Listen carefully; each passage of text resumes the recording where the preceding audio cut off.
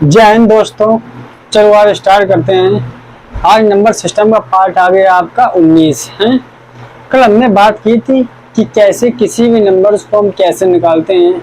हाँ, last question था, शायद कोई दो संख्याएं ली थी जिसमें हमने पहली संख्या को 2 बार डिनोट किया था और दूसरी संख्या को 3 बार डिनोट करने पर उसका जो मान है वो 100 आएगा। और इसी प्रकार दूसरी संख्या, इसका समीकरण 1 माना था। दूसरा समीकरण क्या था कि हम उस दूसरी समीकरण में क्या था कि उसी पहली संख्या को 3 बार हमने किया था और प्लस दूसरी संख्या को 2 बार किया था, उसका योगफल 120 था। फिर हमने उसको दूसरा समीकरण इक्वेशन मान के उन दोनों को सॉल्व किया था, उससे एक्स वाई के मान निकाल लिए थे।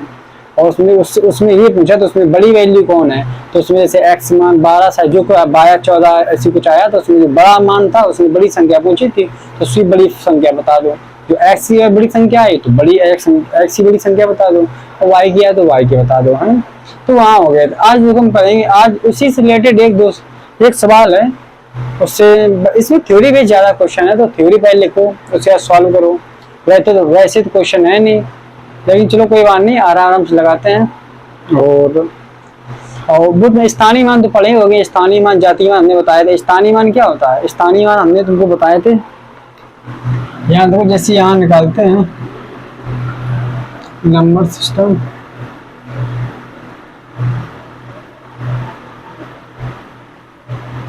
सिस्टम 13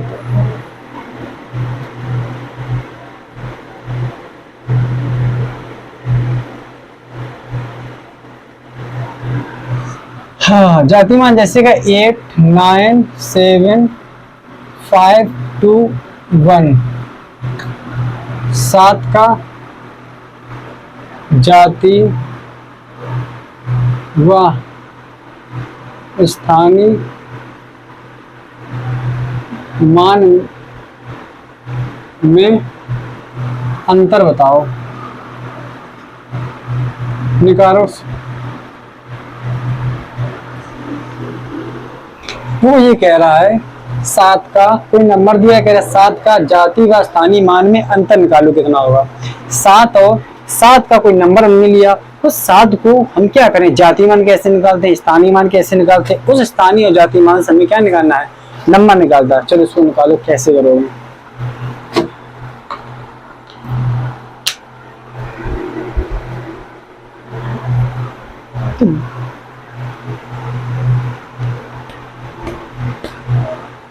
हम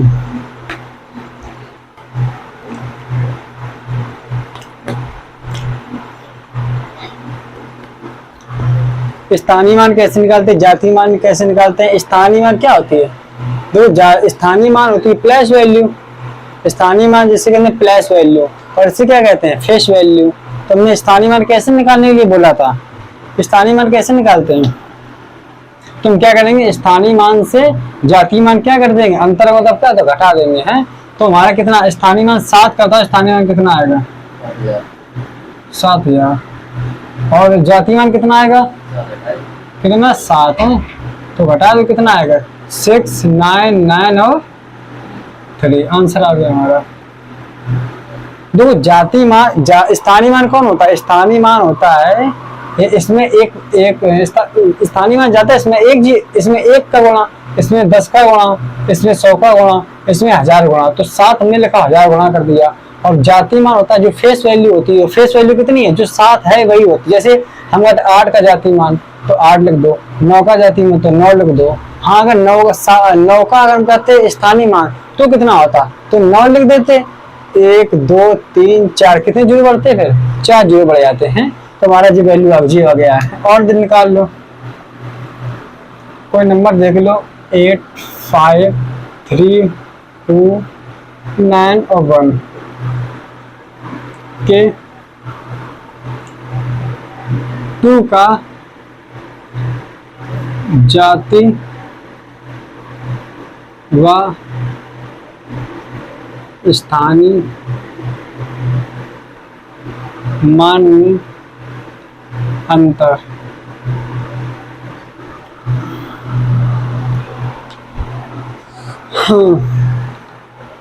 तो क्या करेंगे, दो का जाति का स्थानीय मान में अंतर निकालो। कैसे निकालते हैं,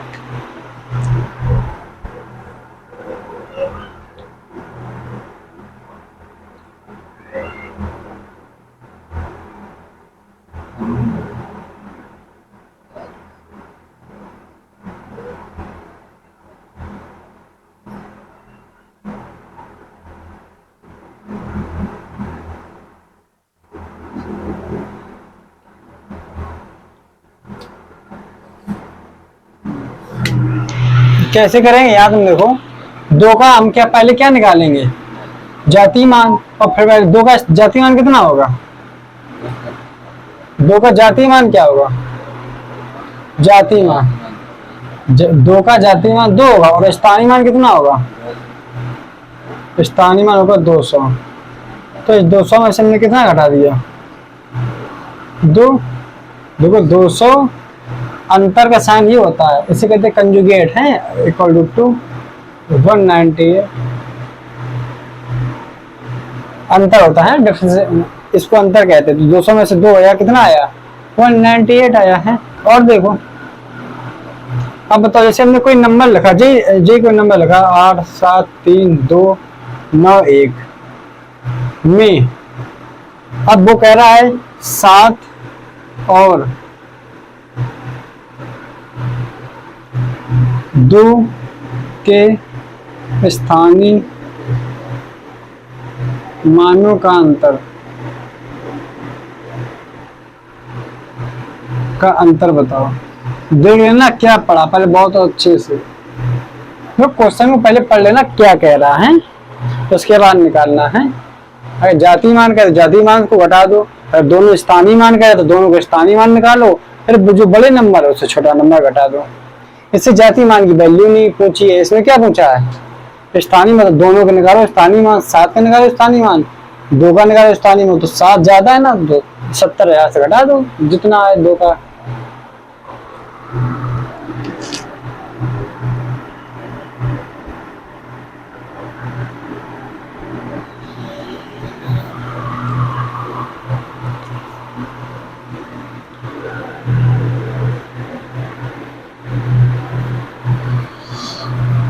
ओ माय राधे राधे राधे राधे राधे राधे राधे राधे।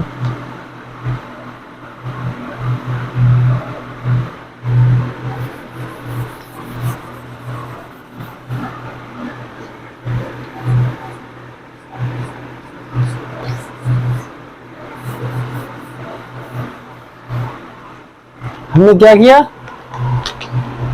हमने क्या किया, जाति मान। अब यहाँ देखो 7 और 2 में कह रहा है ना, तो 7 का स्थानीय मान कितना होगा, यहाँ 7 है तो 7 लिखा, 1 2 3 4 जीरो बढ़ा दिए, कितना हो गया 70,000, 70,000।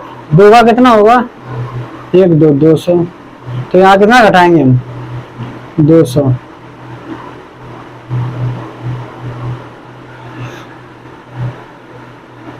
69,800 रुपया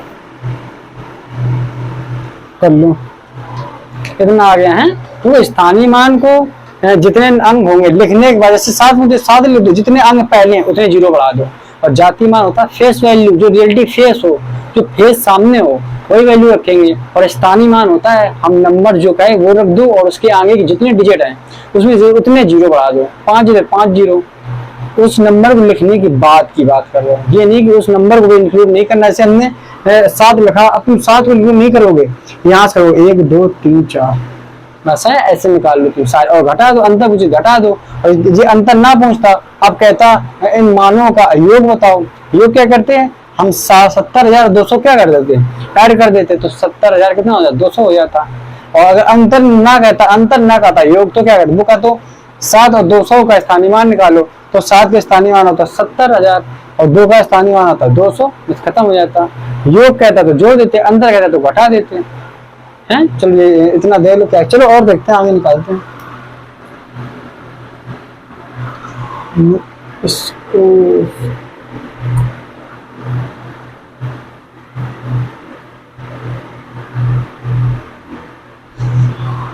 हाँ चलो देखो सवाल पढ़ते हैं।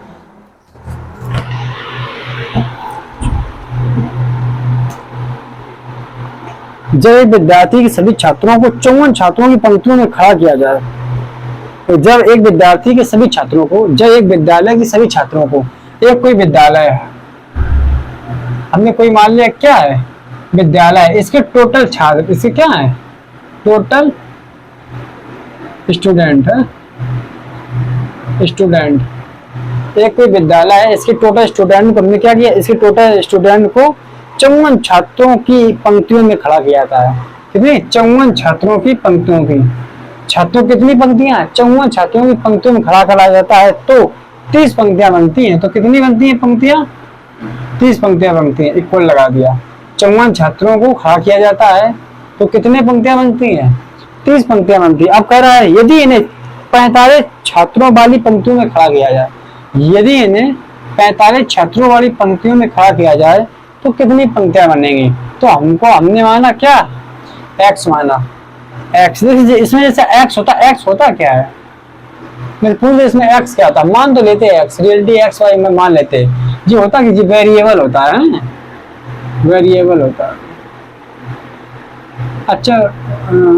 अक्षर होता है, वेरिएबल होता है, इतना ध्यान रखना। x क्या होता है, एक वेरिएबल होता है, एक फंक्शन होता है जो अल्फाबेट में हम मान लेते हैं वैल्यू निकालने के लिए, लेट में मान लिया। अब क्या करें, काट दो, अब बहुत को मल्टीप्लाई है, मल्टीप्लाई हम काट सकते हैं। तो 15 दिया, 15 दूनी 30 काटे, 3 बन जाए 3, 3 बन जाए 3, 2 3 8 जा 24, यहाँ 2 आया और यहाँ कितना आया 18, तो 18 दूनी 36 या x है।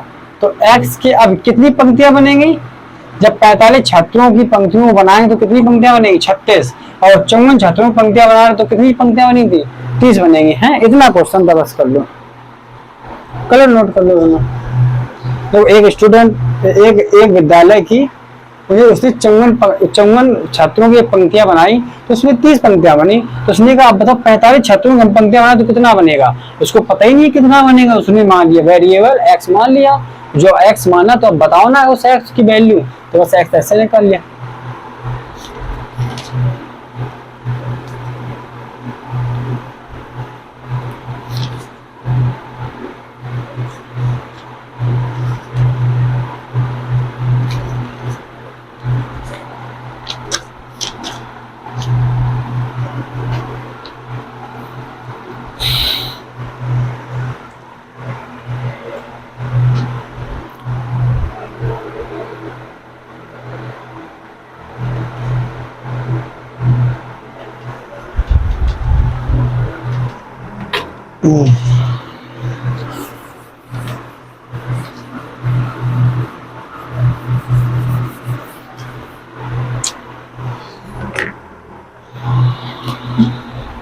अब क्या करते हैं, यहां देखो, अब तो बोल रहा है किसी संख्या को 4 से भाग करने पर, किसी संख्या को 4 से भाग देने पर भागफल तथा शेषफल का योग कितना आता है, 8 आता है। तो वो कह रहा है किसी संख्या को 4 से भाग देने पर भागफल और शेषफल का योग का मतलब क्या है प्लस, भागफल और शेषफल का योग कितना आता है 8 आता है। किसी संख्या को 4 से भाग देने पर वो भागफल और शेषफल का योग कितना आता है 8 आता है। अब वो कह रहा है इन्हीं संख्याओं का भागफल का, इन्हीं संख्याओं का स्क्वायर करने पर, तो भागफल का स्क्वायर प्लस का शेषफल का जो शेष बना है तो शेषफल का स्क्वायर,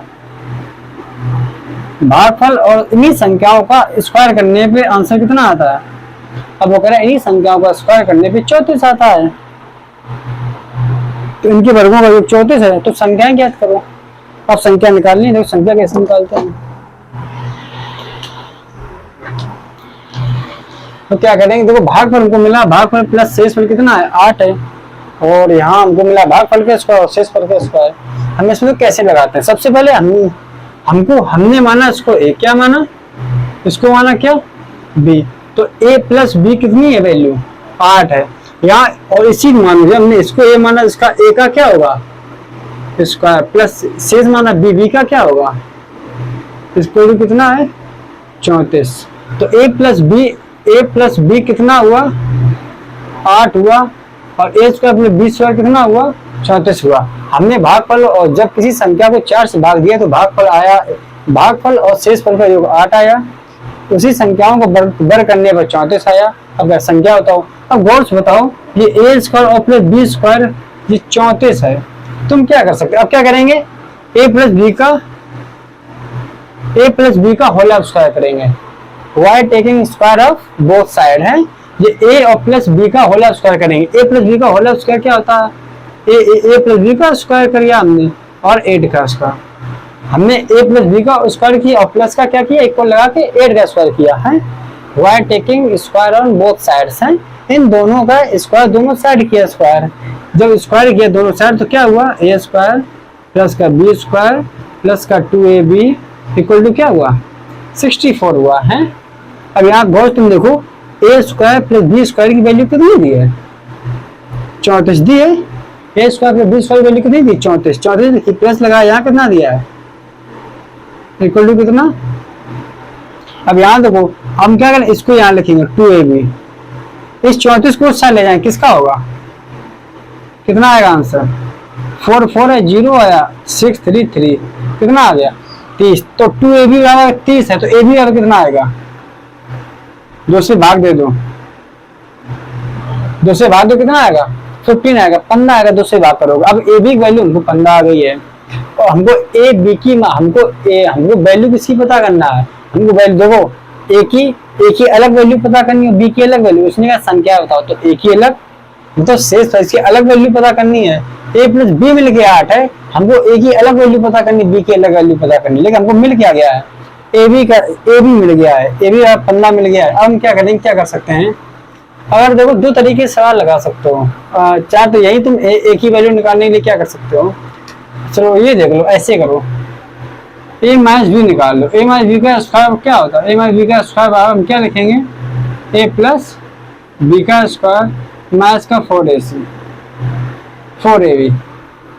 ए माइनस बी का स्क्वायर बराबर क्या होता है, ए प्लस बी का स्क्वायर माइनस का 4ac। अब तुम कहोगे ये स्क्वायर नहीं होता ए माइनस बी का स्क्वायर, ए माइनस बी का स्क्वायर ये होता है ए स्क्वायर माइनस का B square, A square plus B square minus का 2ab ये होता है। तो ये कैसे आया, ये ऐसे आया। अब ए प्लस बी का स्क्वायर खोलो, क्या होता है, A square plus B square plus का 2ab और माइनस से क्या लिखेंगे हम 4ab। अब बताओ ए स्क्वायर प्लस का बी स्क्वायर, अब प्लस का 2ab में से माइनस का 4ab घटाएंगे कितना आएगा, माइनस का कितना आएगा, प्लस का 2ab में से माइनस का 4ab घटाएंगे कितना आएगा, वो भी किसका, माइनस का 2ab आएगा। तो यही हमने लिखा है, यही लिखा है ना। यहाँ देखो A square plus B square minus A minus B का स्क्वायर तुम्हें दिख गया, लेकिन इसको हमने सॉल्व फॉर्म में इसलिए लिखा ए प्लस बी का होल स्क्वायर माइनस का 4ac इसलिए लिखा ताकि ए प्लस बी की हमको वैल्यू पता है कितनी है, 8 है। अब इसीलिए हमने इसको इस तरीके लिखा है। तो यहाँ देखो इसे लिखा वही है, लिखा यही है, इसको जिस तरीके लिखा यही है, ताकि जी माइनस का 4ab माइनस का 2ab प्लस घट जाएगा ना। अब ए प्लस बी की वैल्यू कितनी है 8, 8 का स्क्वायर, अब माइनस का यहाँ 4 किया और मल्टीप्लाई, हमको ए बी की वैल्यू पता है कितनी है 15, यहाँ 8 का स्क्वायर 64 माइनस का 15 चौको कितना आ गया, 15 चौको आ गया 60। यहाँ देखो जब ए प्लस बी का किया 8 वैल्यू होती है स्क्वायर, 8 का स्क्वायर 64 माइनस का 4 मल्टीप्लाई 15, तो 15 चौको 60, 15 4 जा 60 और यहाँ कितना 8 का स्क्वायर 64 आया। अब 64 में से 60 घटा 4 आ गया। तो यहाँ तुमने देखा कि ए माइनस बी का स्क्वायर कितना आ गया 4 आ गया।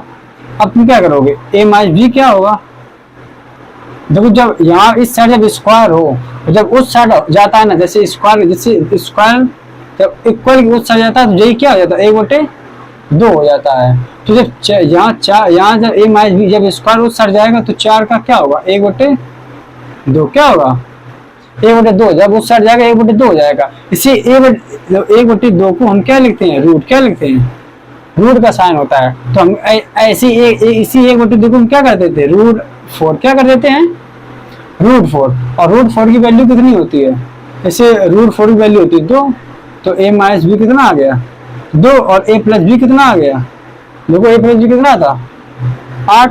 अब निकाल लें, माइनस प्लस से क्या हो गया कैंसिल, 2a बराबर जोड़ो 8 2 10, तो a बराबर कितना आएगा 5 और एक ही वैल्यू रख दो यहाँ पे। जब यहाँ रखोगे तो 5 माइनस बी इक्वल टू 2, 5 2 को इस साइड लाओ, माइनस का 2 और माइनस का बी को इस साइड जाओ बी, तो 5 में से 3, तो ये मिला, किसकी वैल्यू मिल गई, बी वाला कितना आया, बी वाला 3 आया और ए वाला कितना आया 5 आया। तो ए की वैल्यू कितनी आएगी यहाँ पे 5 और बी की वैल्यू कितनी आएगी बी 3, तो 5 3 कितना होता है 8 है।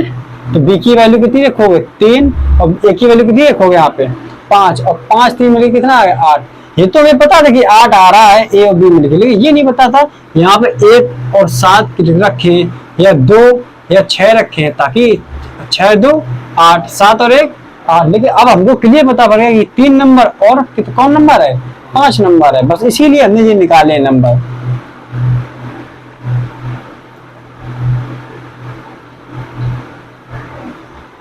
चलो कर लो।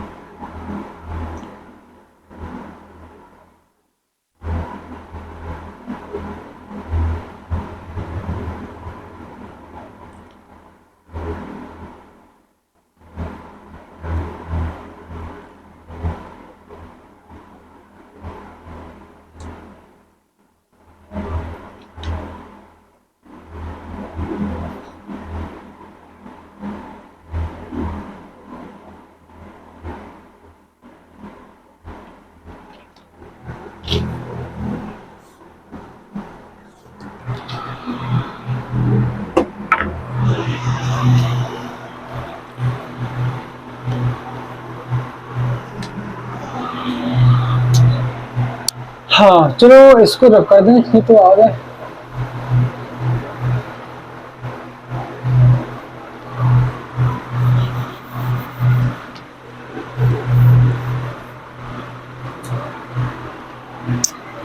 ये हो जाएगा ना, देखो कुछ नहीं करना, a प्लस बी करना 8 होता है और a 5 आएगा b 3 आएगा, और थोड़ा दिमाग लगाना कि a 5 तो थोड़ा माइंड भी कैलकुलेट कर लिया को, रख लिया को कि 8 आ रहा है, हमने जैसे लगा लिया तो a की वैल्यू कितनी आएगी 5 b 3 आएगा 8 आएगा, बस खत्म। ताकि हम इतना लेंदी नहीं होता है, इतना समय नहीं मिलता है। तो देखो जो एग्जामिनर यही चाहता है कि तुमको रटी होनी चाहिए पूरी वैल्यू, ये नहीं तुम लगाए, तुम्हें क्या लगता है लगाओगे तब ये आंसर निकाल पाओगे, 2-3 मिनट लग जाएंगे, खर्चा हो जाएंगे। ये तुमको पता है सेकेंडों में तुमको, अब जैसे हमने एक बार बता दिया है तुमको, ये देखो लगाना जी कहाँ अच्छा लगता है, ये हाई स्कूल इंटर में अच्छा लगता था, यहाँ अच्छा नहीं लगता है। यहाँ जैसे हमने बताया है तो इसको आप ये देखो, हम इसी देखो टेक का मतलब क्या होता है, इसी को जल्दी बता, इसी को इतना हमने इतना लॉन्ग बताया है, इसी को तुमको जल्दी बनाना है, बस खत्म। a प्लस बी 8 होता है तुम्हारे माइंड में, अब हमेशा रहे कि 3 5 के बनता है, 3 और प्लस 5 मिलकर 8 बनता है, ये माइंड हो जाना चाहिए। जहाँ 3 5 करोगे तुमको हल रहेगा कि नंबर कौन है 3, x a 3 आता है b 5 आता है। अगर जोड़ने को बोले तो अगर नंबर संख्या पूछे तो 3 5 आएंगी 8 होने से, और जो कुछ पूछे तो मान तुम्हारा इतना ध्यान रखना कि 8 का मतलब क्या, यहाँ 3 आएगा यहाँ 5 आएगा, बस संख्या 3 5 8 करने जोर से आएगा। ये मान में जब हाल तुम्हारे कैलकुलेट होना चाहिए, और बाकी कुछ यही ट्रिक होती है, कुछ टेक नहीं होती है। तुम्हें क्या लगता है कि टेक बनाई जाती है, कहीं बनाई जाती है, क्वेश्चनों को देखो और सीधे निकालो, जो माइंड तुम्हारा छप जाना चाहिए।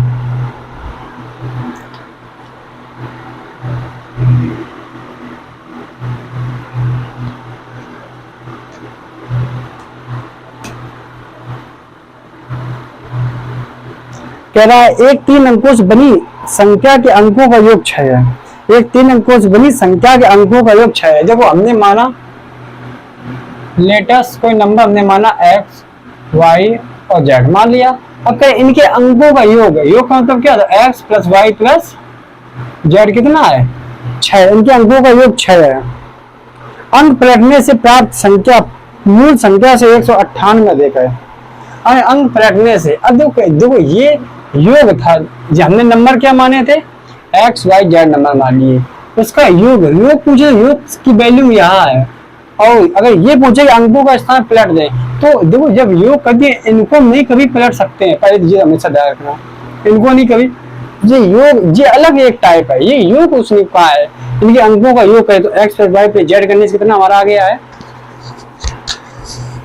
तो एक्स प्लस वाई पे जेड करने से 6 आ गया है। अब इसको तो हम क्या लिख सकते हैं, हमने तुमको बताया है, अगर हमने इसमें जैसे हम एक्स लेंगे, जैसे एक्स हमने संख्या बनानी है, तो अगर हम एक्स लें तो कितना आएगा, यहाँ देखो एक्स वाई जेड है, तो हम एक्स लेंगे, हमने तुम्हें स्थानीय मान बताया, जैसे हम एक्स लेंगे तो कितना जीरो लगाना पड़ेगा, 100x, और प्लस का इसमें कितना लगाने का 10y, और प्लस का z।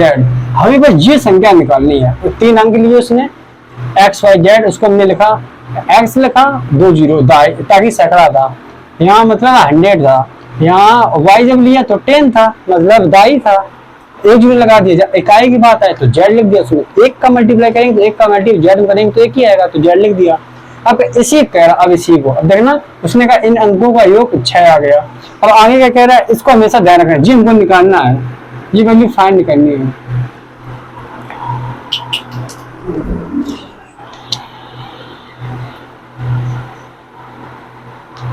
अब कह रहा है अंक पलटने से प्राप्त संख्या मूल संख्या से 198 अधिक है। अंक पलटने से प्राप्त संख्या, अंक पलटो, अब इसी का अंक पलटो, देखो अब ये संख्या आई है, अब इस संख्याओं क्या करेंगे हम, अंक पलटेंगे। अब इस संख्या जैसे एक्स वाई जेड है तो हम क्या करेंगे, इसी को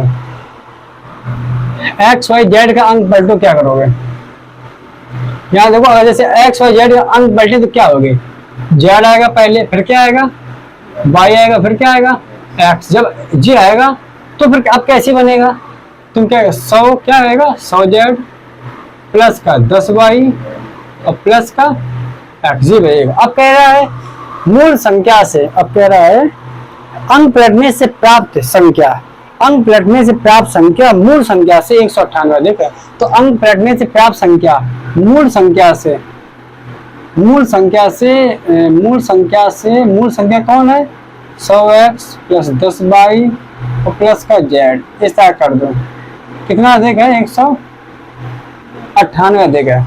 ये अंक हमने पलट दिए, ये हमें संख्या मिली। अंक पलटने के बाद ये मूल संख्या से उसका जो योग कितना है 198 है। अब इसको सॉल्व करो, पहले इसको सॉल्व करो, इसको कैसे सॉल्व, देखो पहले चलो इसको सॉल्व कर लो।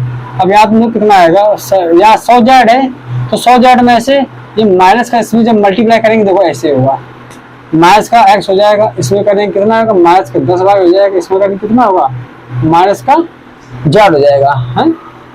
अब याद हो 100 जेड में से 1 जेड का कितना आ गया 99 जेड, और 10 वाई में से यहाँ देखो यहाँ प्लस का 10 वाई, ये गोश्त ये कैंसिल हो जाएगा, प्लस का 10 वाई कैंसिल हो गया, यहाँ कितना बचा प्लस का एक्स और यहाँ कितना था माइनस का 100x, तो माइनस कितना बचेगा माइनस का 99x, यहाँ कितना 198। अब क्या करेंगे 99x कॉमन ले लें, तो 99x तुम कॉमन लोगे तो z माइनस एक्स कितना बचेगा 198, और 99 दूनी कितना होता है 198, तो z माइनस एक्स कितना आ गया 2। और हमें निकाल देखो पहले हमको क्या, हमको x वैल्यू पता पड़ जाए, y पता पड़ जाए, z पता पड़ जाए, बस इसी में वैल्यू रख दें और सो हमारी आंसर निकल आएगा। चलो इतना करो।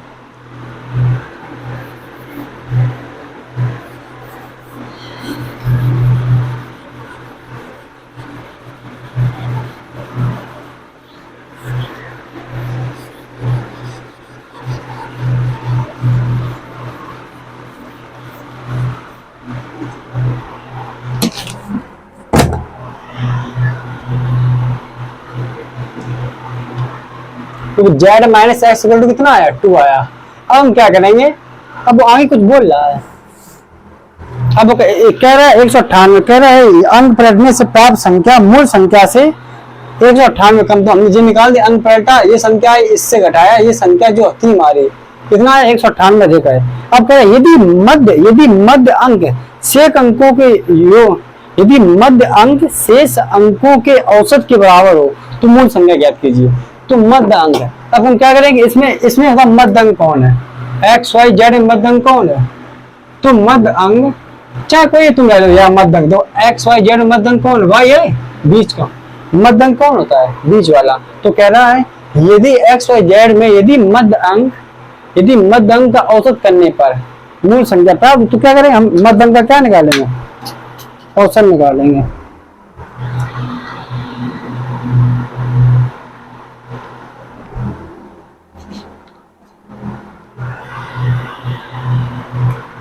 यदि मध्य अंक शेष अंकों के औसत के बराबर हो, यदि मध्य अंक मतलब y शेष अंकों के औसत के बराबर हो, तो शेष अंक x प्लस क्या होता है? z upon 2। ये औसत का हमने जो तुमने पढ़ा होगा कि जब a b c 3 पद होते हैं ना, तो इस बीच 2b बराबर क्या होता है? a प्लस सी होता है। और जो 2 मिनट में कहाँ आ जाता है? नीचे आ जाता है। इसी को हम लिखते हैं 2b बराबर सीधे 4, 2b बराबर a प्लस सी। इसको 2 को जब करेंगे तो कहाँ आ जाएगा? नीचे। जो 2 नीचे आ जाता है। इसी का फार्मूला इसी को इस तरीके लिखते हैं माध्य का। इसका मतलब क्या हुआ कि इसमें 2 अंक थे। इसका मतलब हुआ कि एक अंक था b, एक था c, तो एक अंक 2 अंक कितने हो गए? 2 अंक नीचे हो गए।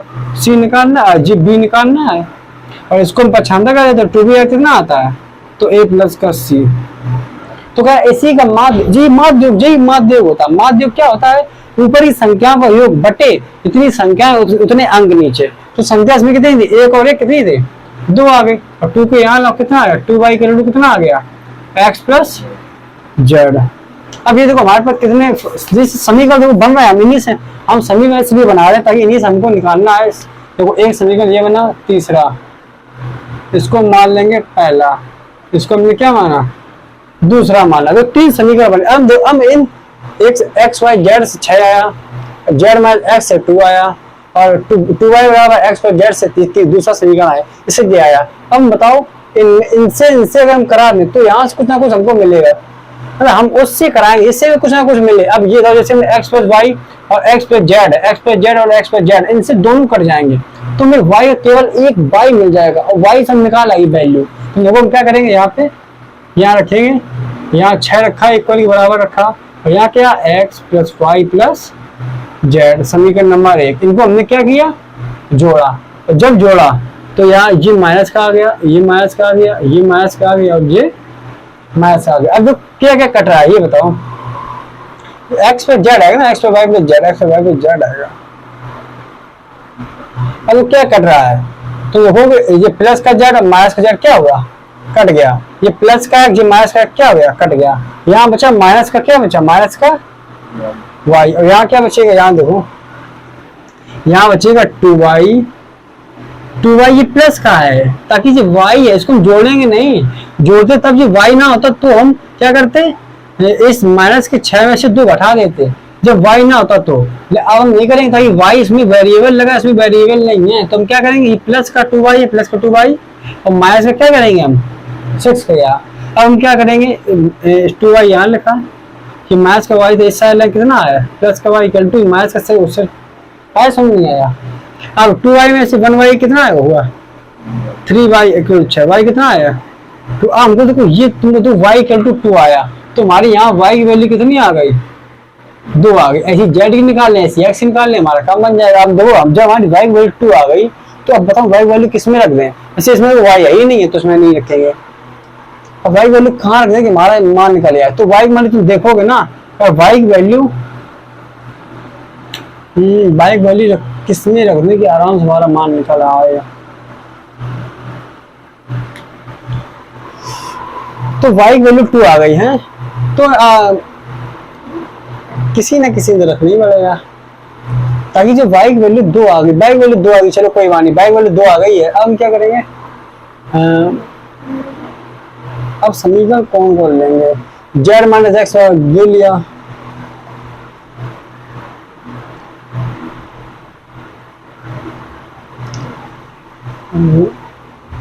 इसी समीकरण को इसमें भी करो। जब इसमें करोगे तो कुछ ना कुछ कटेगा। चलो इसको लो, ऐसे इसको लिखो x plus Y plus Z equal to कितना करेंगे हम?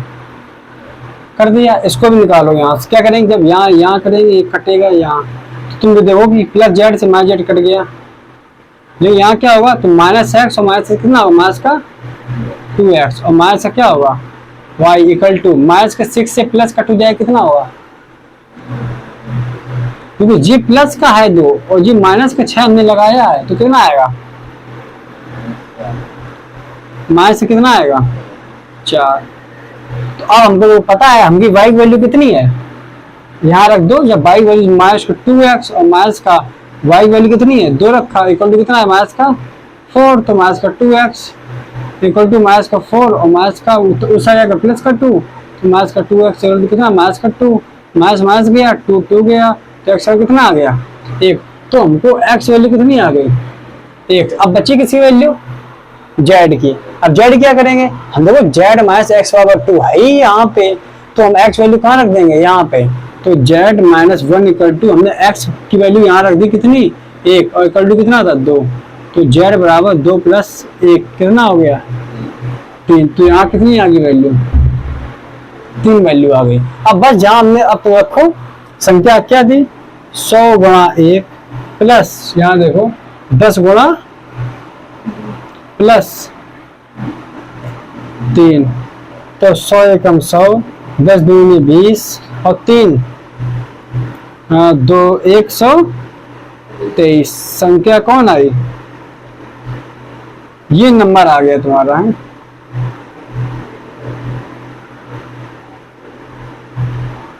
कल 123 आएगा आंसर तुम्हारा है। तो क्या करना, सबसे पहले तुमको हमने कोई नंबर मान लिए x y z मान लिए नंबर। अब वो ये कह रहा है इन नंबरों का योग कितना आ रहा है 6 आ रहा है, इन नंबरों का जो योग था 6, इन्हीं हमने क्या किया, अब वो कह रहा है इन्हीं का माध्य निकालो। जो माध्य क्या होता है, माध्य होता है बीच की संख्या, वो कह रहा है मध्य की संख्याओं का माध्य निकालो। तो मध्य की संख्या y हमने यहाँ रखी और x plus y x plus Z अपन क्या कर दिया 2 था, 2 पर 2 कर दिया। अब 2 का मल्टीप्लाई y में किया तो कितना आया 2y इक्वल टू कितना आया x प्लस जेड। तो यार जब आएगा 2y equal to x plus Z आ गया, और उसके बाद हमने इसको इसी समीकरण में किसको x और y प्लस जेड रखा, जब रखा तो हमारी वैल्यू कितनी है, y वैल्यू कितनी आ गई 2 आ गई। अब उसके बाद हम क्या करेंगे, उसके बाद फिर हम यहाँ देखेंगे। अब यहाँ क्या कह रहा है, यहाँ कह रहा है जो हमने संख्या माना था x y z, इसको इस फॉर्म में लिखा 100x प्लस 10y प्लस का y z फॉर्म में।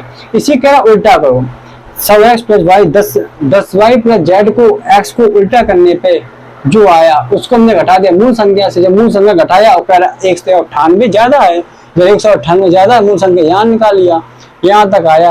अब जब इससे जब 2 निकाल लिया तो फिर इन समय एक नंबर यहाँ से लिया, एक नंबर यहाँ से लिया, इक्वेशन को बनाई, यहाँ से निकाला, यहाँ से x मिल गया, x यहाँ मिला तो x पुट कर ली, वैल्यू यहाँ कर दी, तो ऐसे z की निकाल लिया। तो उसके बाद जब जो नंबर आया था इसी में x की वैल्यू रख दी, z की वैल्यू रख दी और y की वैल्यू रख दी। उसके बाद नंबर हमारा कितना आ गया 123 नंबर निकल आया है।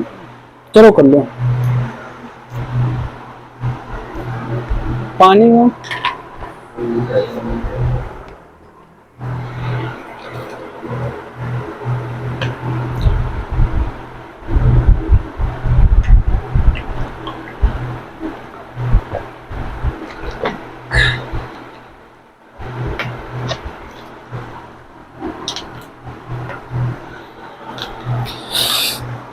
राधे राधे।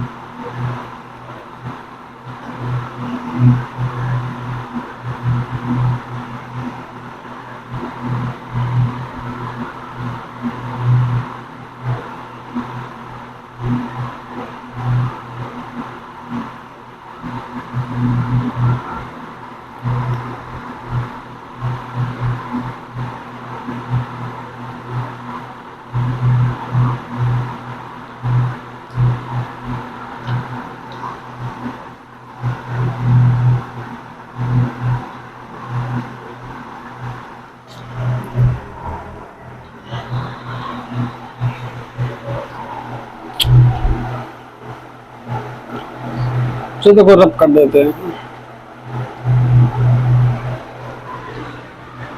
हाँ ये आ गया ना, कैसे निकाला? सबसे पहले इसको निकाल लो, इसको एक दो तीन बार लगाना तब आएगा मारना, है ना। ये कैलकुलेशन बेस्ड क्वेश्चन है।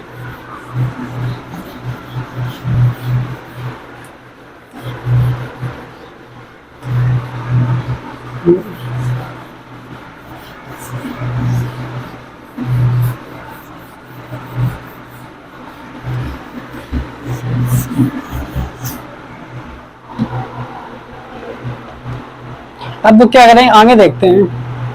वो आगे कह रहा है एक परीक्षा में उत्तीर्ण होने वाले छात्रों, एक परीक्षा में उत्तीर्ण होने वाले छात्रों की संख्या अनुत्तीर्ण छात्रों की चौथी है। एक परीक्षा में उत्तीर्ण होने वाले छात्रों की जो संख्या है वो अनुत्तीर्ण होने वाले मतलब फेल होने वाले संख्या से कितनी है? 4 गुनी है। जैसे एक साइड लिखा अनुत्तीर्ण, एक साइड लिखा अनुत्तीर्ण, अनुत्तीर्ण कह रहा है कि एक परीक्षा में उत्तीर्ण होने वाले छात्रों की संख्या अनुत्तीर्ण होने वाले छात्रों की संख्या से 4 गुनी है।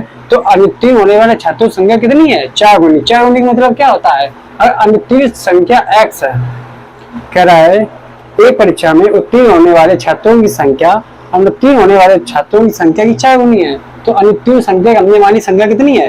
x है। अब कह रहा है इसकी कितनी है? 4 गुनी। तो 4 गुनी कितनी हो गया? 4x हो गया है। कह रहा है एक कक्षा में उत्तीर्ण होने वाले छात्रों की संख्या उतनी है जितनी अनुत्तीर्ण होने वाले छात्रों की संख्या से कितनी है? 4 गुनी। तो हमने अनुत्तीर्ण वालों को x माना और उत्तीर्ण वालों को कितना माना? हमने 4x मान लिया है। अब क्या करेंगे? अब आगे कह रहा है ये अनुत्तीर्ण यदि कुल परीक्षार्थी 35 कम होते, यदि कुल परीक्षार्थी 35 कम होते, तो अब ये बताओ इसमें कुल छात्र कितने हो गए? कुल छात्र कितने हो गए?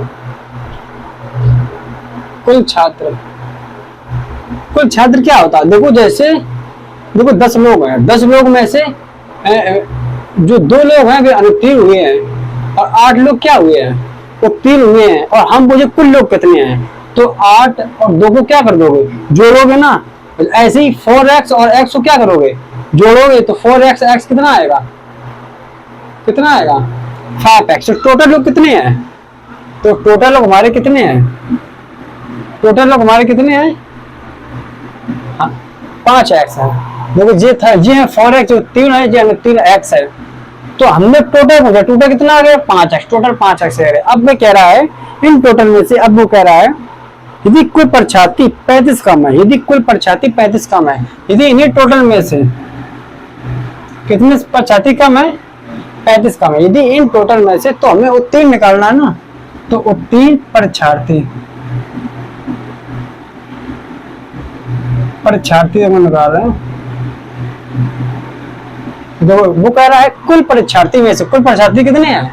5x। कुल परीक्षार्थी में से 35 कम होते, 35 कम होते। इसको ऐसे करेंगे, इस कुल परीक्षार्थी में से 35 कम होते तथा 9 अधिक अनुत्तीर्ण होते हैं। 9 अधिक अनुत्तीर्ण क्या? मैसे अलार्म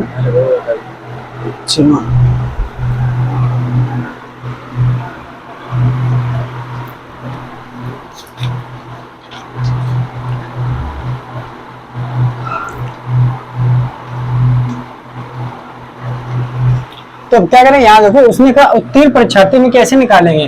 हमने टोटल में से वो कर 35 कम है। कह रहा है यदि कुल परीक्षार्थी 35 कम होते तथा 9 अधिक अनुत्तीर्ण होते। 9 अधिक अनुत्तीर्ण कौन है? तो 9 अनुत्तीर्ण x में से 9 अधिक कर दे। हमने क्या किया? x में कितना किया? 9 कह रहा अधिक अनुत्तीर्ण होते तो कितना आता? तो हमारे जो उत्तीर्ण परीक्षार्थी आ जाते। देखो टोटल में से हमने उसने 35 कम कर दिया और माइनस का अनुत्तीर्ण कितने कर दिए? x प्लस 9, 9 अधिक अनुत्तीर्ण में से 9 अधिक कर दिए। तो वही तो उसने भाषा सब लिखी है। जब भाषा पढ़ोगे नहीं, भाषा जब अच्छे से पढ़ोगे ना तभी आएगा। जब वो कह रहा है यदि कुल प्रछाती 35 कम होते तो कुल प्रछाती में से हमने कितना कम कर दिया 35, और माइनस का अब वो कह रहा है कि जो अनुत्तीर्ण प्रछाती है, अनुत्तीर्ण प्रछाती कितने हैं x, x में से 9 अधिक है तो 9 अधिक कर दिया, और इस जब हमने इस टोटल में से 35 कम करके अनुत्तीर्ण प्रछाती घटा दिया, इस टोटल में से जब हमने अनुत्तीर्ण प्रछाती घटा दिया तो कौन निकल के आएंगे, हमारे उत्तीर्ण आएंगे। तो हमारे उत्तीर्ण कितने आएंगे देख लो, अब यहाँ तुम देखो, यहाँ 5x माइनस का 35, जब माइनस से गुणा करेंगे माइनस का x आएगा, माइनस का 9 आएगा। देखो 5x में से x कितना आया 4x, और माइनस का 35 में से माइनस का 9 जोड़ो कितना आया 44, देख लो 44 आ गया, माइनस 35 माइनस 9 कितना है 44 आ गया। अब वो क्या कह रहा है, देखो उत्तीर्ण निकल आया है, अब वो कह रहा है कि उत्तीर्ण तथा अनुत्तीर्ण छात्रों का अनुपात 2:1 है, इनका अनुपात कितना है 2:1। उत्तीर्ण कितने हैं 4x माइनस का 44, अब रियलिटी उत्तीर्ण निकल कितने आए हैं 44। उत्तीर्ण तथा अनुत्तीर्ण छात्रों का अनुपात कितना है 2:1, तो उत्तीर्ण छात्र कितने हैं 4x माइनस 44, और अनुत्तीर्ण कितने हैं, अनुत्तीर्ण में जी निकाले, जे थे अनुत्तीर्ण, और जे निकल के आए हमारे कौन उत्तीर्ण, जे अनुत्तीर्ण कितने थे x प्लस का 9, उसने कहा था अनुत्तीर्ण छात्रों को 9 अधिक करते हैं, और जी टोटल कितने थे 5x माइनस टोटल तो जी तुम्हारे हैं, उसने ये कहा था कि 35 कम करते हैं, तो इसको निकालो 4x माइनस का 44 इक्वल टू 2x प्लस का 9 18। तो यहाँ देखो 2x इक्वल टू कितना किया हमने 44 प्लस का 18, 2x इक्वल टू 26, तो x इक्वल टू कितना आ गया 31, x कितने आया 31। अब टोटल छात्र बताओ, तो जैसे उसने पूछे 31, वो मुझे अनुत्तीर्ण कितने छात्र हो गए बताओ, x 31 है, अनुत्तीर्ण कितने हो गए 31, और उत्तीर्ण कितने हो गए 4 मल्टीप्लाई कितना कर देंगे 31, 4 एकम 4 4 3 12, कितना आएगा 124, और कहेंगे टोटल छात्र कितने आएंगे, तुम क्या कहते 5 गुणा 31, 5 एकम 5 5 3, टोटल कितने आएंगे छात्र, टोटल छात्र आएंगे 155 में से अनुत्तीर्ण कितने हो गए छात्र 31, और उत्तीर्ण कितने हो गए छात्र 124 हैं। ऐसा होगा क्वेश्चन, तो तुम इसको हम क्या कहते हैं, उसमें भाषा दी, जब तुम भाषा को पढ़ोगे अच्छे से, भाषा को पढ़ोगे ना तो माइंड में तुम्हारे आएगा। अब भाषा हम लिखेंगे समय बहुत खर्च होता है, तो जब तुम भाषा को पढ़ोगे ना तो भाषा अच्छे से आ जाएगी, तो भाषा उसमें सभी लिखा है कि कैसे उत्तीर्ण करते हैं कैसे अनुत्तीर्ण करते हैं, बस उसको तो कोई भी आप बुक से उठा लो, कोई भी एनीबॉडी कोई बुक उठाओ, उससे स्टार्ट हो, 2-3 क्वेश्चन लगाओगे भाषा समझने लगोगे तो आराम से करने लगो। और पहले बार हम इतना खुद बता देते, आराम से बताते हैं ताकि तुम्हारे भेजे में घुस जाए। तो हमने देखो इसमें क्या किया था कि उत्तीर्ण था, अनुत्तीर्ण से 4 गुना अधिक था, तो अनुत्तीर्ण x माना था, उत्तीर्ण क्या किया हमने 4x किया, और टोटल कितना हुआ 4x और x कितना हुआ 5x हुआ। और कह रहा तो अब क्या करें हम उत्तीर्ण छात्र निकाले, उसने कहा उत्तीर्ण छात्र से उत्तीर्ण छात्र उसने कहा टोटल छात्र से 35 कम हो, और अनुत्तीर्ण छात्र से 1 9, देखो तो टोटल छात्र से 5 माइनस 32, और माइनस का उसने कहा था अनुत्तीर्ण छात्र से x से 9, देखो तो 9 अधिक कर दिया। अब कौन निकलेंगे, हम इस टोटल में से 35 कम किए, और माइनस का अनुत्तीर्ण में से कितने किए, हम कौन निकलेगा उत्तीर्ण छात्र निकलेंगे ना, जब इससे ये घटाया है जो उत्तीर्ण निकल आया, जब उत्तीर्ण निकल आया 4x माइनस 44। अब कह रहा है उत्तीर्ण छात्र और अनुत्तीर्ण छात्र जे x प्लस 9 और 4x माइनस 44 का रेशियो कितना है 2.1 निकाल लिया, तो x कितना आ गया तुम्हारा, x हमारा कितना 31 आ गया। 31 मतलब जहाँ हम, और टोटल अगर लास्ट में ये पूछे कि टोटल संख्या, टोटल छात्रों की संख्या बताओ, तो 5 गुणा x कर दो मतलब 31, तो 155। पूछे अनुत्तीर्ण छात्रों संख्या बताओ तो 31 कर देना, मुझे उत्तीर्ण छात्रों संख्या तो 4 गुणा 31 कर देना, 124 आएगा है, इस तरह करना।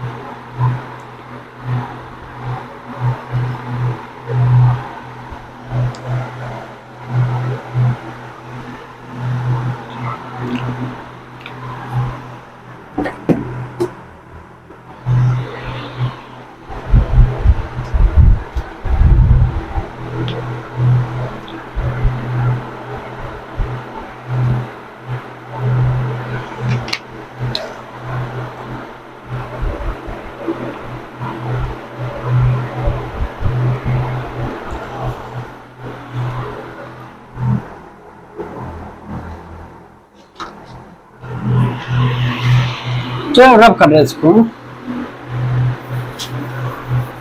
131 जहाँ आ जाए सो देख लेंगे आप लोग।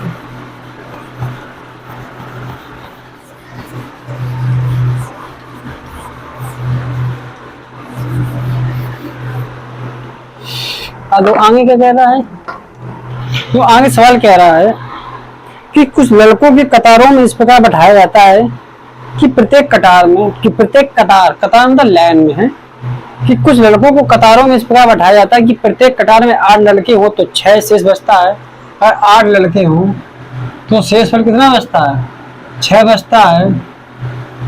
और कह रहा है कि यदि प्रत्येक कतार में 10 लड़के हो तो 8 शेष बचता है, तो 8 शेष बचता है। इसी प्रकार 10 से 2 बढ़ाओ, 12 लड़के हो तो कितना शेष बचता है, 2 बढ़ाओ 10 शेष बचता है। तो अगर लास्ट में कह रहा है तो यदि प्रत्येक कतार में 14 लड़के हो तो कोई लड़का शेष नहीं बचता है, तो लड़कों की न्यूनतम संख्या कितनी होगी। तो अब कह रहा है यदि कतार में 14 लड़के हो तो कोई मतलब क्या है, 0, तो कोई शेष नहीं बचता है। अब बताओ यहाँ पे कितने लड़के थे, ये उसने पूछा। तो हम क्या करेंगे, सबसे पहले सबसे पहले इसमें देखो, इसमें 2 का अंतर था, हमने क्या किया, इसमें क्या करेंगे, इसमें कितने का अंतर है, 2 का अंतर, 2 का अंतर इसमें, 2 का अंतर इसमें। ये तुमको पता पड़ गया कि इसमें शेष फल में कितना का अंतर है, 2 का अंतर है। अब क्या करेंगे, 8, 10 और 12 का क्या लेंगे, LCM, एलसीएम लो। एलसीएम होता है हाईएस्ट कॉमन फैक्टर, एलसीएम है। एलसीएम कैसे निकालोगे, 8 का करो, 8, 10 ऐसे करिए करो सीधा। 8 को लिखेंगे 2 की पावर 3, और 10 को लिखेंगे 2 गुणा 5, और 1 से 2 की पावर 2 गुणा क्या लिखेंगे 3, 12 को। अभी तो एलसीएम कैसे निकालेंगे, एलसीएम होता है सारी पावर, एक होता है एचसीएफ होता है हाईएस्ट कॉमन फैक्टर है, और एलसीएम होता है लोवेस्ट कॉमन फैक्टर है। तो लो निकालना है, लो की सबसे बड़ी वैल्यू। तुम क्या करेंगे, एलसीएम एचसीएफ होता है कॉमन, जो जितना कॉमन हो कॉमन निकाल लो, और इसमें होता है सारा। तो सबसे 2 की पावर कौन जाता है, 2 की पावर 2 यहाँ है, 2 की पावर 1 यहाँ है, 2 की पावर 3, तो 2 की पावर ज्यादा कौन है, 3 हो, तो सारे निकाल ली। 2 की पावर 1 भी आ गया, 2 की पावर 2 की पावर 3 में सारे आ गए। अब क्या था, 3 की पावर मैक्सिमम कहाँ है, 3 है, ले लिया, और 5 कहाँ है, 5 ले लिया, बस सब खत्म हो गया, अब कुछ नहीं रह गया।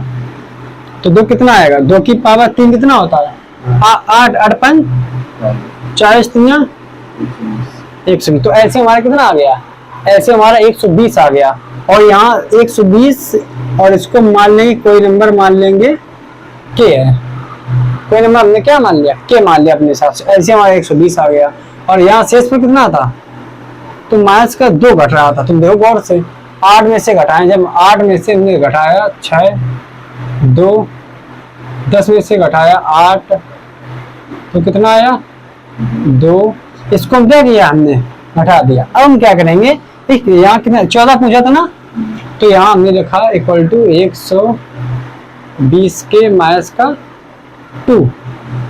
अब ये बताओ, हम 14 से 120 तक तो कहाँ तक जाएगा, 14 का पढ़ा पढ़ो, 120 से पहले तक कहाँ तक जाएगा, 54 70 84 84 64 98, और 14 8 64 98, 14 8 112, कहाँ तक 14 8 112।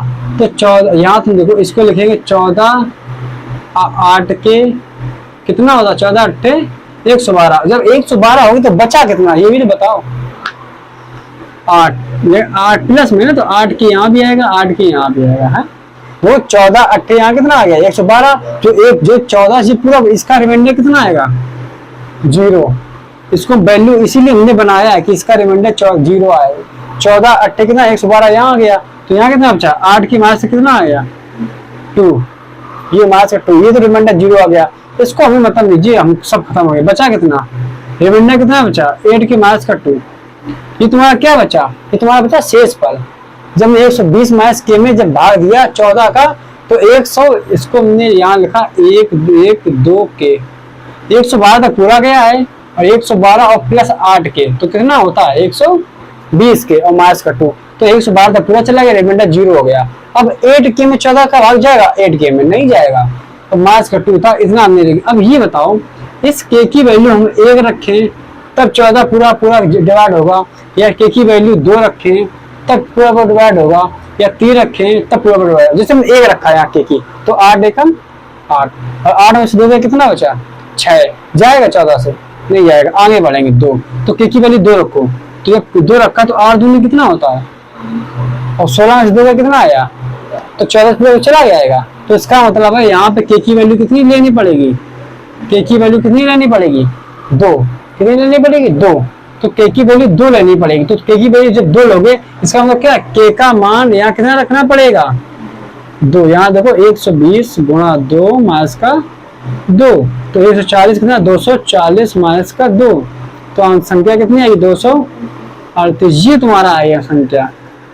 238 ऐसा नंबर है, दो कितने कट जाएगा 14 कम 14 6 3 9, 238 ऐसी संख्या है जो 14 करने पर शेष में कितना आएगा 0। देख लो तुम। अब तुम कहोगे हमें कैसे पता कि शेष पर में 0 आने ये कैसा पड़ेगा, तुम 14 काटो, 14 एकम 14, तो यहाँ 14 कम 14, तो 6 और 3 कितना होता है 9, तो हो कितना आ गया 98, 14 कितना 14 7 कितना होता है 18, कट गया। अब हमें कैसे पता है, हम कैसे निकालें कि 14 का शेष पे रिमाइंडर 0 आए। उसमें ऑप्शन दिए होंगे 4 3 2 2 8 9 2 3 8 5 2 1 6 1 9। इससे तुमको कुछ नहीं करना, 14 से क्या कर देना है डिवाइड कर देना, जो पूरा पूरा कट जाए, रिमाइंडर जब 0 लाना है जो पूरा पूरा कट जाए वही आंसर। हमने इसमें देखा, इसमें कट रहा है देखो 42 और 1 गया नहीं कट रहा, 12 आ गया नहीं कटा, जब देखो 14 में 12 जी कटा तो एक होगा कर इसको 0 का, एक 42 एक बचा नहीं कटा, और इसको देखा 14 देख लो 14 70 70 यहाँ देखो 56 और 5 आंसर नहीं कटा देवी, तो कौन कट गया 238, जो कट जाए वही है कि आंसर तुम्हारा आ गया। इतना देखना, ऐसे जब सवाल बहुत बड़ा है जी और सेकेंडों का है, जहाँ पूरी 14 ध्यान रखो, 14 का शेष पर रिमाइंडर 0 आ रहा, तो बताओ संख्याएं कौन सी होंगी, तो 0 रिमाइंडर के लिए क्या है कि पूरा पूरा कटना चाहिए, तो ये एक नंबर ऐसा है जो पूरा पूरा कटा, उसी में दिया है ऑप्शन में। हाँ सेकेंड में कर सकते हो, ये तो हम बता रहे इस तरीके से करना, इतनी कैलकुलेशन कर रहे हैं।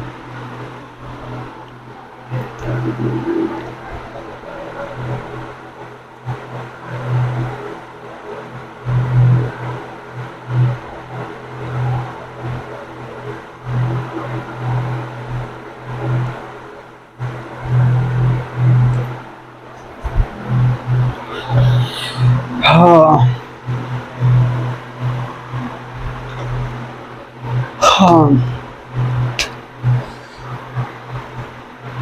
चलो फिर इसके आगे कल पढ़ाएंगे, और पढ़ते रहना, ताकि अभी पुलिस का देखो चल रही है, आ सकती है पुलिस की 2 महीने या महीने भर बाद आने का ज़्यादा चांस है, अभी तो नहीं है। देखो हम तुमसे ये कह रहे पढ़ते रहना, ताकि ये नहीं कि हम तुम क्या सोचते हैं कि जब वैकेंसी आए उसके बाद पढ़ें, ऐसा कभी मत करना। तैयारी पहले से इतनी खतरनाक रखो कि हम क्या, जिस दिन तुम पेपर ऑनलाइन डालने जाओ उसी दिन तुम्हारी तैयारी होनी चाहिए, तब ऑनलाइन फॉर्म करो, ना तो कोई मतलब नहीं है करने से, ताकि जब तुम फॉर्म तुम्हारे अंदर इतना अंदर तुम्हारे अंदर प्रेशर आ जाता है कि जैसे एकदम ही वैकेंसी आई और तुम्हारे अंदर इतना प्रेशर आया, वैकेंसी आ गई और तैयारी है ही नहीं कुछ, तो हमें फॉर्म जब भी डालो जब तुम्हारी पूरी तैयारी हो, ना तो फॉर्म ही मत डालो। कोई वो नहीं है, जो लोग नहीं कहते हैं कि फॉर्म डाले रहना चाहिए, उससे अनुभव आता है। अनुभव आता जब है जब तुमने उससे तैयारी की हुई हो। अब ऐसे हम ना, ऐसे तो कोई तुम ही हो, तो एक इंसान जो गाड़ी चलाता है और उससे बोल दिया जाए कि तुम्हारा स्कूल चले जाओ, उससे ऐसा लगेगा कि हाँ हम भी पढ़ाई करते हैं, तो देखो उसकी डायरेक्शन अलग है। वो गाड़ी चलाने वाला स्कूल नहीं जाने वाला है, जो गाड़ी स्कूल जाने वाला वो गाड़ी नहीं चला सकता। तुम कहते ना एक दिन के लिए चले, ऐसा नहीं होता। जो तुम ये ढोंग दिखावा नहीं करनी है। अगर वास्तव में पढ़ाई करनी है तो पहले हमको क्या करना पड़ेगा, पहले अच्छे से पूरा सिलेबस कंप्लीट कर लो, और उसके बाद जिस दिन सिलेबस पूरा कंप्लीट हो जाए उसके बाद देखो जितने भी फॉर्म फिर आए, हम कह रहे हैं जितने भी फॉर्म आए हैं उसके बाद तुम डाल सकते हो एनीबॉडी, लेकिन पहले तैयारी तो करो। हम लोग तैयारी नहीं करते और क्या करते हैं कि फॉर्म डाले हो, घर वाले भी कहते फॉर्म डालो, लेकिन तैयारी है नहीं तो क्यों पैसा बर्बाद कर रहे हो। तो पैसा नहीं बर्बाद करना है, ताकि तुम खुद जानते हो एक पेपर इंक्लूड आज एसएससी का या कोई भी एक पेपर जब हम डालते हैं ना तो कम से कम उसमें हमारा मतलब वो सिलेक्शन होते होते कम से कम हमारा 10 से 12 हज़ार रुपया खर्चा हो जाता है। पेपर डाला, तुमको पता है जब कुछ नहीं 200-300 का तो होगा, फिर जाओ 1000-1500 वहां चले गए, और फिर उसके तुम्हें मेडिकल के लिए बुलाएगा, फिर 15-2000 जाएंगे, और फिर और जने क्या कर तुम्हें कहेगा ये एफिडेविट ले आओ, आधार कार्ड ले आओ, फोटो नहीं है जी वो जने क्या कर तुमसे करवाएगा, मेडिकल होगा अलग कहीं। हम क्या कहते हैं जब तुम एक नौकरी पाने के लिए ना तुम जने कितना आपका खर्चा लगेगा, तभी हम कहते हैं जब आपकी पूर्ण तैयारी हो तभी पेपर को डालिएगा, ना तो कोई मतलब नहीं है पेपर डालने का। आराम से जहाँ मन लगे उसमें जाइएगा। ये नहीं कि पढ़ाई सब कुछ नहीं हुए, और जीवन में हमें सब कुछ पढ़ाई ही नहीं है, जीवन सब कुछ, और पढ़ाई के अलावा भी जीवन में कुछ नहीं है, ये बता रहे तुमको। तो पढ़ाई जितना पढ़ाई मानते इम्पोर्टेंट है, लेकिन इतनी भी इम्पोर्टेंट नहीं है कि आप घर वालों को गुमराह करें। घर वालों को गुमराह नहीं करने का, अगर वास्तव में तैयारी हो तो पेपर डालो। तो ऐसी कोई बात नहीं है, पेपर मत डालो, भी तैयारी कर लो, आराम से बाद में डाल लेना। देखो अगर तुम्हारे अंदर जिगरा है ना तो तुम आराम से ले लोगे। भगवान ने बहुत समय देता है, तुम्हारी 17-18 में इंटर होगी, अब तुम आराम से 18 साल के हो गए, अभी 18 साल में पेपर मत डालो, 19 में डालना जब पूरी तैयारी हो अच्छे से, और कम से कम तुम 25-24 साल तक आराम से पढ़ो, कोई बिल्कुल नो हेडक, तुम्हें कोई टोकने वाला नहीं है। और उसके बाद 2-3 साल बाद जैसे 26 जहाँ तुम्हारे +25+ होने लगे, 26 पहुंच जाए, 26 के बाद देखो तुमको हमें 24 के बाद तुम कमाने का स्टार्ट कर दो, ताकि 24 के बाद तुम्हें फिर पैसों की जरूरत पड़ेगी। ताकि जब तुमको 26 में शादी करना है तो 2 साल पहले तुमको कमाई का जरिया निकालना पड़ेगा ना, कि 2 साल में हम पैसा तो इकट्ठा करेंगे। देखो 26 और 27 साल में शादी हमारी हो जानी चाहिए, लेकिन 25 साल से कभी पहले मत करना, ताकि तुम 25 साल से पहले ना तुम इतने मैच्योर होते हो, ना तो तुम्हारी समझ होती, तुमको लगता है कि हम बहुत ज्ञानी, तुमको कुछ नहीं पता। जब तुम घर से निकलोगे ना अंधेरा दिखता है, यहाँ कोई साथ नहीं देने वाला तुम्हारा, यहाँ तुम्हें खुद आगे बढ़ना है, खुद चलना है। कोई साथ देगा थोड़ा बहुत दे देगा फिर हट जाएगा, ये दुनिया है। हम कह रहे माँ बाप भी साथ नहीं देते यार, तुम जब तुम घर से निकले माँ बाप भी जब साथ ढेल जाता तो कौन तुम्हारा साथ देगा। तो हमारा ये मतलब है कि अच्छे से रहो और अपने पे ज्यादा डिपेंड हो, और अपने से खुशी ज्यादा ढूंढो। हमें दूसरे से कहीं खुशी नहीं लानी है, अपने से खुशी ढूंढो, अपने पे डिपेंड रहो, और जितना हो सके अपने पे काम करने का प्रयास करो। हमें दूसरों की गलतियां निकालने के पास हमारे पास ना समय नहीं है, और अच्छे से रहो, ये हम वादा करते हैं। सिलेक्शन जिस दिन तुम्हारा होगा ना तो खुशी तुमसे ज्यादा तुम्हारे घर वालों को होगी, चाहे तुम कहीं भी रहो।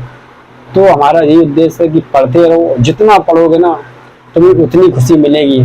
ताकि हम क्या कहते हैं, शिक्षा इतनी अच्छी चीज है, वो तुम्हें किसी से नफरत नहीं सिखाएगी, किसी से और तुम आज अगर तुम्हें नफरत सीखना है तुम जाओ लड़ाई दंगे करो, तुम्हारे नफरत एक से एक बढ़िया तुम्हारे जो दोस्त होंगे ना वो दुश्मनी में बदल जाएंगे, ताकि वो समझेंगे कि ये गंदा हो गया इंसान। और तुम पढ़ाई करो ना तो अच्छे अच्छे दोस्त तुमसे मिलने आएंगे। चलो वो इंसान समर्थ हो गया, तो हमारा यही उद्देश्य है। पढ़ाई बहुत अच्छी चीज है, और जीवन तुम जो अपवाद होते हैं ना गांव मोहल्ले अपवाद होते हैं, अपवाद के समझते हैं एक्सेप्शनल जो होते हैं, जिनको गलतियां निकालने का बहुत अच्छा लगता है, तो उनको अवॉइड करो। बस एक दो होते हैं हर समाज में, एक दो ऐसे मिलेंगे उनको गलतियां कोचने का उनको लगता है कि गलतियां कोचते रहें, उनसे अच्छा लगता है उन्हें, तो उनसे बस बचते रहो।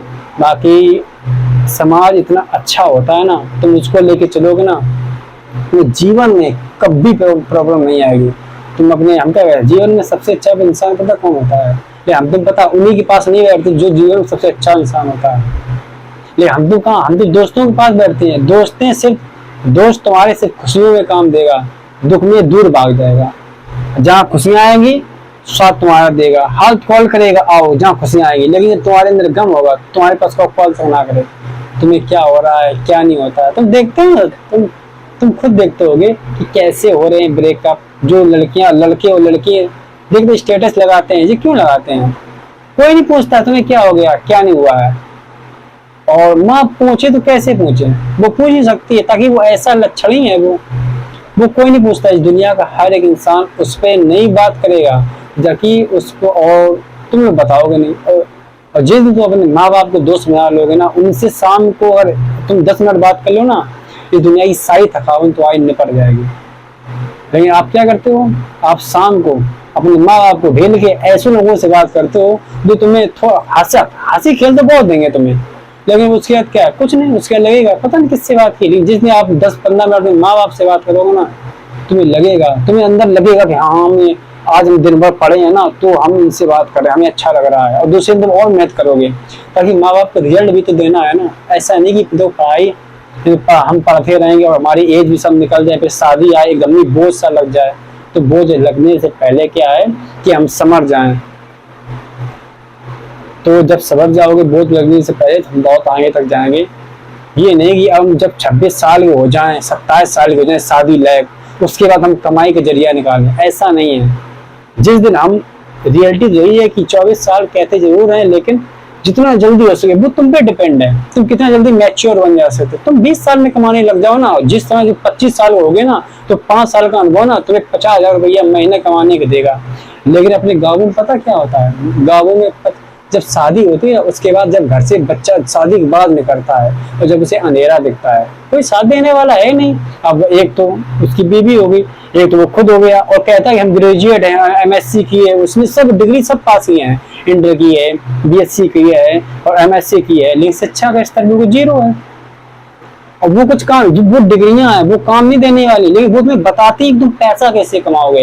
ये एमएससी होगी, बीएससी होगी, इंटर होगी, ये शिक्षा तुम्हें ये बताती है तुम मजबूत कैसे खड़े रहोगे और पैसा आगे कैसे इंक्रीज करोगे, कैसे पैसा कमाओगे। ये नहीं बताते कि हाथ में डिग्री, एमएससी के डिग्री ले ली, पढ़ाई की तुमने रात रात और पैसा आ जाए, ऐसा कहीं नहीं होता। वो तुम्हें बताती है कि तुम्हारे अंदर इतनी काबिलियत है कि तुम बहुत आगे कर सकते हो। बहुत, वो तुम्हें सिर्फ एक डायरेक्शन देती है, ना कि वो तुम्हें पैसे, डिग्रियां पैसा नहीं देती हैं। तुम बीएससी करना, तुम्हारी फर्स्ट सेकंड थर्ड कर लेना, तुम्हारे 100 रुपए खर्चा अलावा कुछ नहीं होगा और तुम्हें कुछ नहीं मिलने वाला है। और लेकिन अगर तुम उसके विद्यालय में जाके बैठने लगे ना, तुम्हारे अंदर इतनी कैपेसिटी आ जाएगी, बोलने की स्किल आती है। जब वहां पर बैठे हो हॉल में ना 50 लोगों की, जब बड़े बड़े सब बैठे हो, टीचर से बहस करनी है, वहां तुम्हारी स्किल डेवलपमेंट होती है। तो वो तुम्हें सिखाती है कि तुम कहीं भी बोल सकते हो, चाहे वहां पे 1000 लोग खड़े हो, चाहे 2000 लोग खड़े हो, चाहे जितने लोग हो, चाहे दुनिया का बड़ा से बड़ा इंसान हो, अगर तुम गलत हो सामने वाला, तो हम खुल के कहेंगे। बस यही, जिस दिन तुम्हारे अंदर ये एटीट्यूड आ जाता है ना, यही आपको, यही कहते हैं जो मोटिवेशनल होते स्पीकर ना, यही तुम्हें सिखा करते हैं।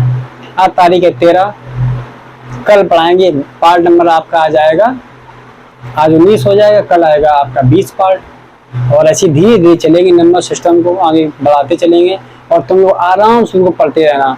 हमको एक बार मैथ पढ़ा, हम क्या कहते हैं, अभी तुमको लगेगी कि हाँ बहुत कठिन मैथ, जब